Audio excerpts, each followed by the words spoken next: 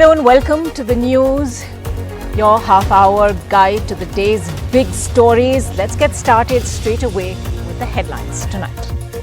As India approaches 1 billion vaccine doses milestone, health experts flag a worrying disparity. There's a massive gap between those who have taken the first dose and the second dose. 51% have taken the first dose, only 21% are fully vaccinated.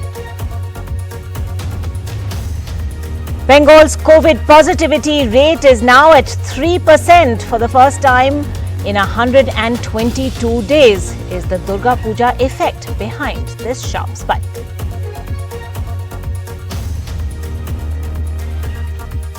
Two big corporates in separate social media controversies. Fabindia is forced to withdraw an ad after BJP leaders tweet that it's an attempt to Muslimize a Hindu festival and boycott Fabindia trends.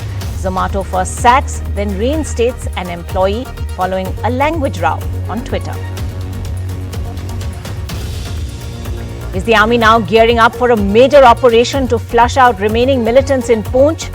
On loudspeakers, appeals are made to citizens to stay indoors. This as the anti-terror agency, the NIA, takes over the civilians killing probe. A huge exodus from Jammu and Kashmir. Hundreds of migrants are now leaving in fear.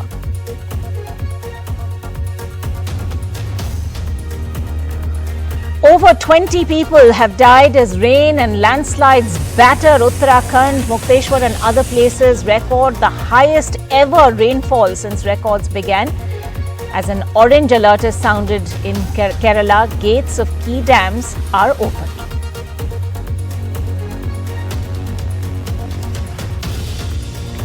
The Congress will give 40% of tickets to women in the Uttar Pradesh Assembly elections. This announcement made by Party General Secretary Priyanka Gandhi Vadra in Lucknow today. Will the smallest political player in the state manage to make a difference with this big state?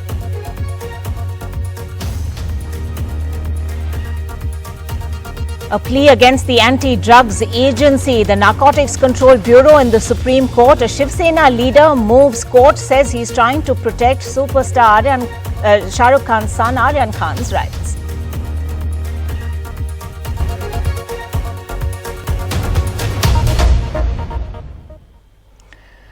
Well, our top story tonight. India is racing towards administering 1 billion COVID-19 vaccine doses. The CoWIN website, which tracks India's vaccination drive, shows India's overall vaccine numbers now stand just shy of the 1 billion doses mark. In fact, 990 million doses have been administered today, and vaccinations today stand at just over 40 lakhs. Uttar Pradesh leading the states today in terms of the number of vaccines administered at 7.1 million doses, West Bengal at 6 million and Bihar at 2.5 million. But India's soon-to-be-achieved vaccination milestone actually hides a yawning gap between the number of people who've been fully inoculated and those who have had just one shot. While 51% have received one dose, just 20% of the country is actually fully vaccinated. A worryingly high gap. Health experts are pinning this lopsided statistic on a mix of different factors.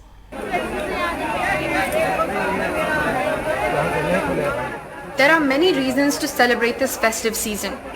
Very soon, India will complete 100 crore vaccinations. But the government today red-flagged its new big concern, that a sizable number have not received their second dose. The centre says it has enough doses to cover people waiting for their second dose, and also underlined that it can provide extra doses to states, specifically for second dose coverage if it is needed. States have been asked for their strategies to enhance second dose coverage and urged to focus on the second vaccination dose. However, while the government didn't put a number, there have been some estimates. NDTV reported that in Telangana, 25 lakh people had missed their second dose deadline in the first half of October. The threat is that if some population remain there which is susceptible for infection, they will continue to have infection, and we have long period of the presence of the virus, and more chances of mutation.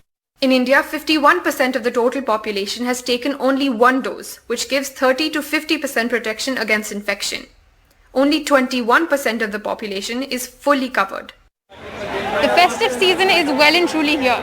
Markets are crowding again with people who want to shop for their loved ones. But even as we celebrate the 100 crore vaccinations, we cannot afford to get complacent. 4 out of 5 people are still only partially vaccinated or not vaccinated at all. With Sushil Rathi, Meher Pandey for NDTV. Meanwhile, India has recorded 13,058 fresh COVID cases in the last 24-hour period. That's the lowest daily rise since early March. Now, cases in fact are down a significant almost 4% from the previous 24-hour period. There were 164 deaths in that same time period, and that's also down 1.2%.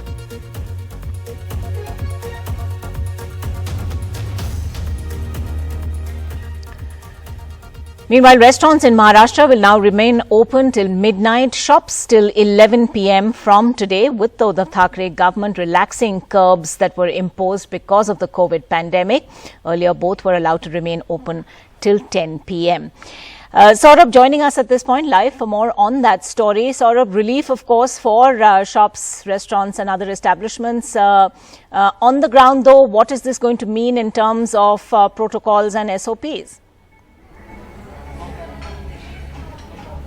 Well, it is a huge relief for restaurants, especially fine dining restaurants like this one where I am, because extending the deadline till midnight means that definitely more footfall, and the number of services that the restaurant could offer, for example, the number of seatings actually it could offer, can actually double with the social distancing norm in place. Now, I have with me Kirsi Makar, who handles operations for massive restaurants here.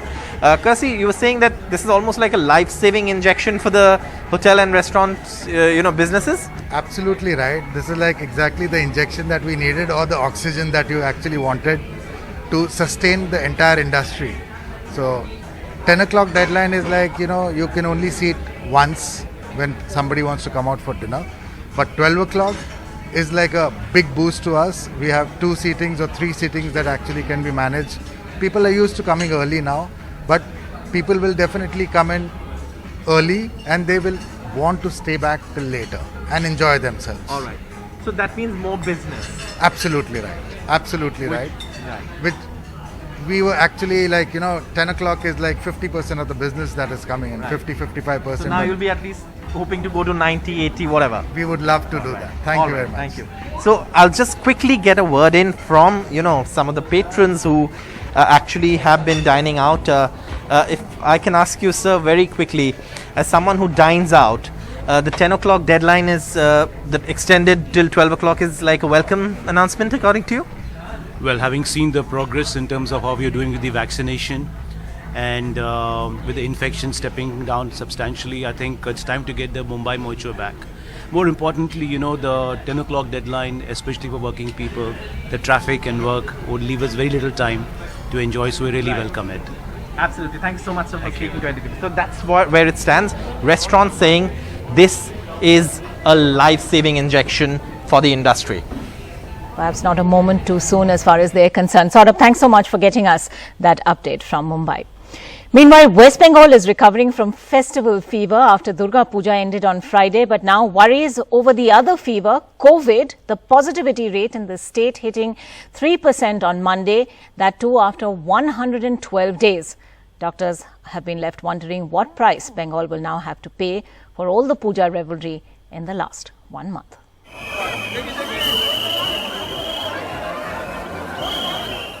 The last idol has been immersed, the huge crowds at the pandals have gone home, but pandal hopping during the pujas and puja shopping before that has COVID numbers up and away in Bengal.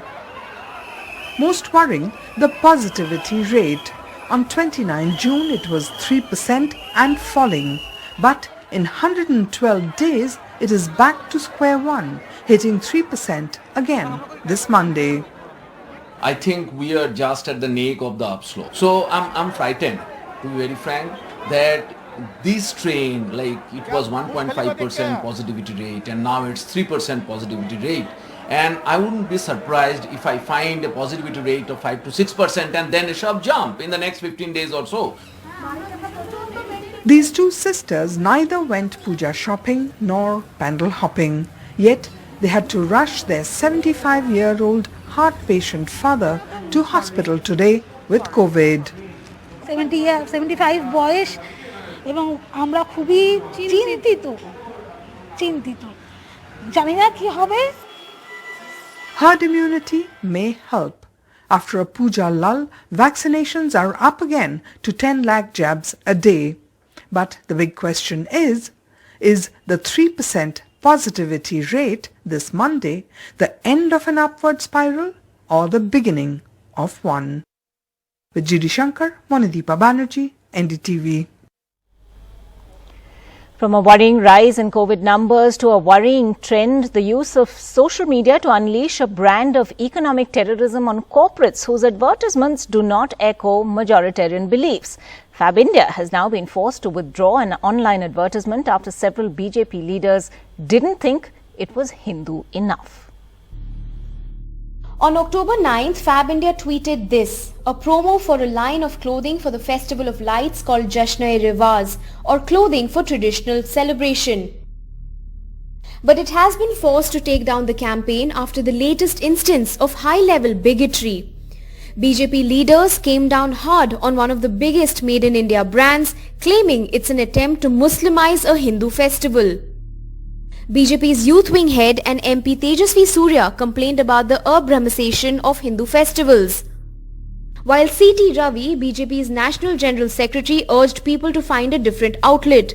While the BJP's Kapil Mishra tweeted, "Time to boycott Fab India, they don't deserve our money." Soon, boycott Fab India was trending on Twitter.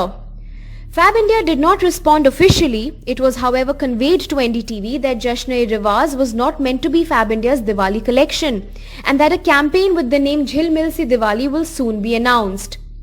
Many called out the attacks on Fab India on Twitter. This is not the first time a brand has been targeted over its ad campaign. But Fab India customers ask, what's in a name after all?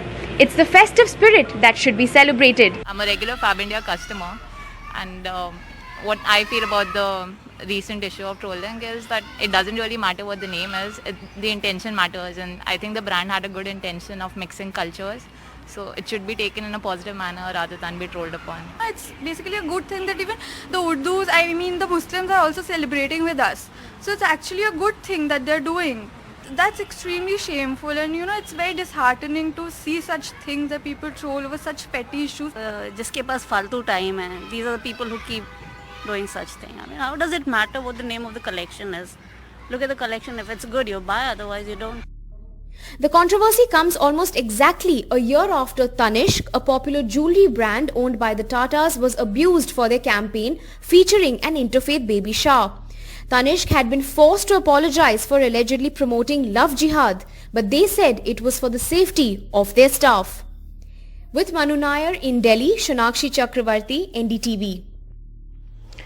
But that wasn't the only flip-flop. Zomato has reinstated an employee after sacking her following an outcry on social media. Zomato first sacked a customer service operative after a customer from Tamil Nadu said he was told to learn Hindi when he asked for a refund. Hours later, the food delivery app's founder tweeted that the employee had been reinstated and that the level of tolerance and chill needs to be much higher in the country. However, Zomato founder Deepinder Goyal added, "Tamil Nadu, we love you." Ahead of what could be possibly a major assault by the army to flush out terrorists from the dense forests of Poonch, announcements have been made from mosque loudspeakers asking people not to venture out of their homes. Now, the operation to flush out militants is on for the 9th straight day in Poonch.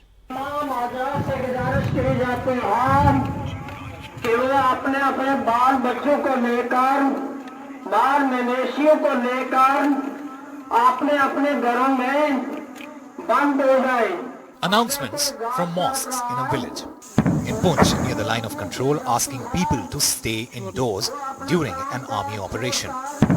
Not far from this village, in the dense forests of Poonch, the army has been engaged in one of the toughest and longest anti-military operations in Jammu and Kashmir. now in its 9th day. Already 9 soldiers have been killed. While heavy firing and massive operation by the army over the last 9 days has not yielded any result and no militant has been killed so far, announcement made from the mosque asking people to stay indoors is an indication of a possible decisive push by the army.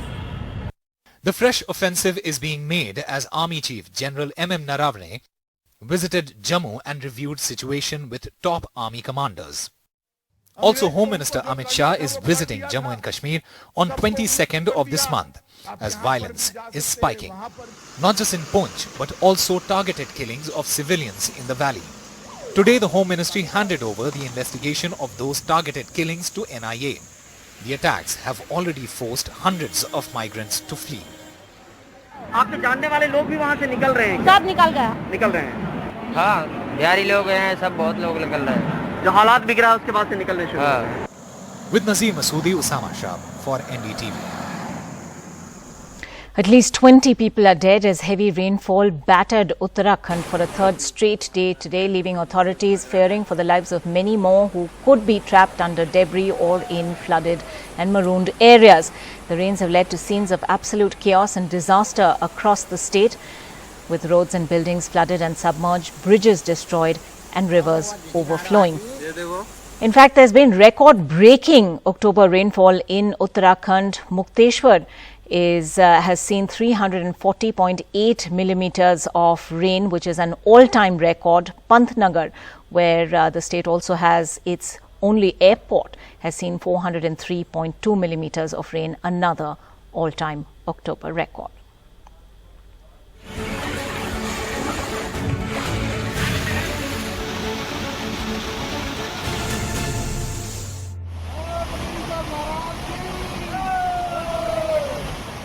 Rescue teams at work across Uttarakhand.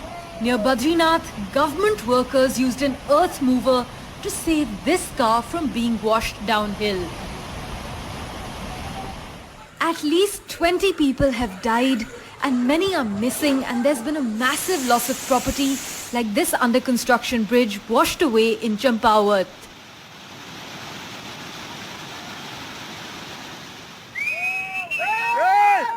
Or this one in use in Haldwani district, where frantic appeals to stop a motorist worked just in time, probably saving his life.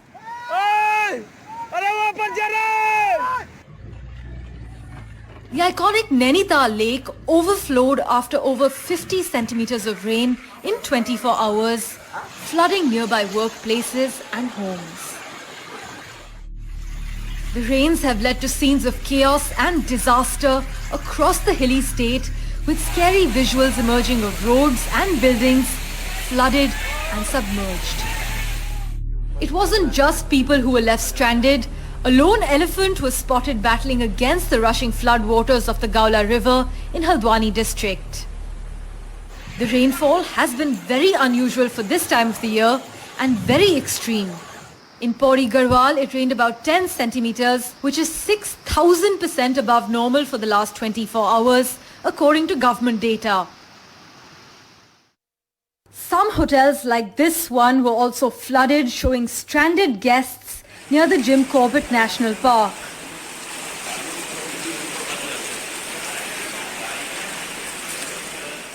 बहुत दिक्कतें हैं, रोडों में संपर्क cut गया है, पुल टूट गए हैं, जगह जगह पर जल भराव हो गया है और मौसम अभी पूरी तरह से साफ नहीं है, इसलिए काम करने में भी प्रशासन के लोगों को काफ़ी दिक्कत आ रही है, लेकिन प्रशासन को पूरा हाई अलर्ट में रखा गया है। मैं स्वयं सभी जिलाधिकारियों से, संबंधित अधिकारियों से स्वयं बात कर रहा हूँ। अभी तक 20 लोगों की खबर मिली है और हम देख रहे हैं अभी कुछ लोग मलबे में दबे होने की भी समाचार मिले हैं। The Badrinath National Highway in Chamoli district has been completely blocked due to debris at 7 places, and as a precautionary measure, the Badrinath Char Dham Yatra has been halted and passengers en route to Badrinath temple have been stopped at safe places.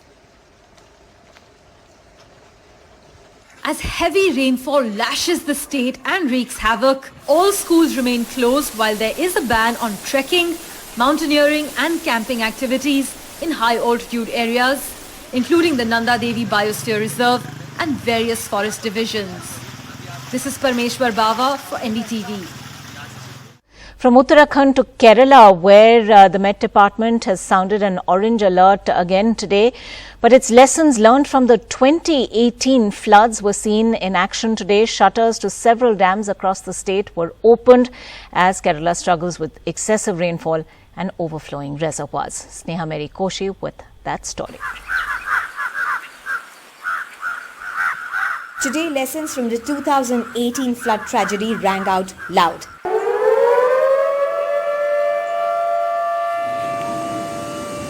Sirens warned people downstream as the shutters of the Cheradoni Dam of the Idiki Reservoir were opened today. Even though the amount of water limited to just 5% compared to then. Around 60 families evacuated from low-lying areas around the dam. Shutters to several dams across the state have been opened since Monday, as many reservoirs reached the red alert mark after unusual intense rainfall, a departure of 135% from normal rainfall from 1st October till now.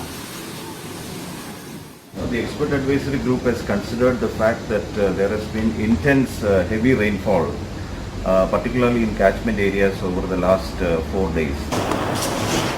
There are orange alerts, the second highest level for Kerala, for possible very heavy rainfall for next 2 days due to a fresh spell of an easterly wave. എൻ്റെ വീടെന്ന് പറയുന്നത് 2018 തന്നെ ഒരു side കൊണ്ട് താന്ന വീടാണ്. ഈ വെള്ളം കയറിയതിനു ശേഷം ആ ഒരു അവസ്ഥയിലാണ് ഞങ്ങളപ്പോൾ ഈ വെള്ളം ഇങ്ങനെ കയറുമ്പോൾ ഞങ്ങളുടെ വീടിന് ബുദ്ധിമുട്ട് തന്നെയാണ്. നമുക്ക് സമാധാനമായി അകത്ത് കിടന്ന് ഉറങ്ങാൻ പറ്റത്തില്ല. There are around 150 relief camps operating across Kerala with more than 4,000 families living in them, and this is expected to increase in days to come. While many officials are calling the recent weather conditions as unusual for October in Kerala, for the ordinary people, all of this seems to be pushing them to the brink of sustenance. With camera person SP Babu, Sneha Koshi for NDTV. The Congress will reserve 40% of tickets in the forthcoming Uttar Pradesh elections for women. Party General Secretary Priyanka Gandhi Vadra announced today at a press conference in Lucknow. Traditionally, caste has played a major role in elections in UP. Whether the Congress, now the smallest of the state's political players, can reverse this trend with its bold announcement is, of course, the big question. हमने तय किया है कि आने वाले विधानसभा चुनाव में उत्तर प्रदेश में कांग्रेस पार्टी 40% टिकट महिलाओं को देगी। मुख्य सोच ये है कि जो महिला है वो एकजुट होकर एक फोर्स नहीं बन रही है, उसको भी जातियों में, धर्मों में बांटा जा रहा है। देखिए, मैं तो कांग्रेस से यही पूछना चाहूंगी कि आपने जितने राज्यों में शासन किया है, आज तक महिलाओं के लिए उन राज्यों में क्या कर दिया आपने? जब कांग्रेस शासित राज्यों में महिलाएं प्रमाण देखेंगी, ये तभी महिलाओं का भरोसा उन पे बनेगा। In other news, Shiv Sena leader Kishore Tiwari has filed a petition in the Supreme Court seeking an inquiry into the affairs of the Narcotics Control Bureau, the NCB, as well as to protect the fundamental rights of Aryan Khan, son of superstar Shah Rukh Khan. In his plea, Kishore Tiwari says the NCB and its officials are involved in a vendetta targeting select film celebrities and models for the last 2 years. Maharashtra सरकार और बॉलीवुड को बदनाम करने के लिए जो NCP BJP के हाथ का हथकंडा बनकर जो कार्रवाई कर रही है, उसके ऊपर ध्यानाकर्षण करने के लिए और सुप्रीम कोर्ट शाहरुख खान के बेटे आर्यन खान की फंडामेंटल राइट को रिस्टोर करे, इसलिए मैंने सुप्रीम कोर्ट में कल एक याचिका ईमेल द्वारा दायर की है। शिवसेना के नेता अब देश के सर्वोच्च न्यायपालिका में जाकर आर्यन खान के ड्रग का मामला उठा रहे हैं। हम आर्यन खान या किसी व्यक्ति विशेष के विरोध में नहीं हैं, पर सवाल यह उठता है कि महाराष्ट्र सरकार के मुख्यमंत्री से लेकर शरद पवार जी और उनके मंत्री लगातार पत्रकार वार्ता करते हुए जिस प्रकार से एनसीबी अफसरों को अपमानित कर रहे हैं, बदनाम कर रहे हैं, ड्रग माफिया के समर्थन में पूरी की पूरी सरकार खड़ी है, क्या दलील रखेंगे?